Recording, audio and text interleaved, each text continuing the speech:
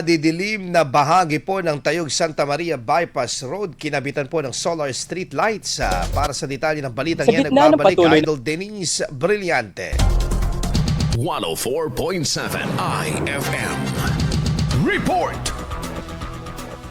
Ilang bahagi ng Tayug Santa Maria Bypass Road sa Barangay Barangobong, Tayug, Pangasinan ang nilagyan na ng solar street lights dahil umano sa madilim na kalsada at panganib sa mga bumabiyahe sa bypass road. Ayon sa lokal na pamahalaan, kabilang ang proyekto sa pagpapalawak ng street lighting program sa iba't ibang lugar sa Tayug para sa visibility at seguridad ng mga motorista at residente. Matatanda ang ilang bayan sa Pangasinan at iba pang bahagi ng Rehiyon 1 nagsagawa rin ng kahalintulad na proyekto matapos maiulat ang pangangailangan sa mas maliwanag na mga lansangan at bypass roads. Sa kabila nito, ilang residente pa rin sa lalawigan ng patuloy na nananawagan ng maayos at functional na solar lights para mapagaan sa biyahe ang mga dumaraan. Kasama mo mula rito sa IFM News Dagupan, ito si Idol Denise Brillante, Tatak IFM.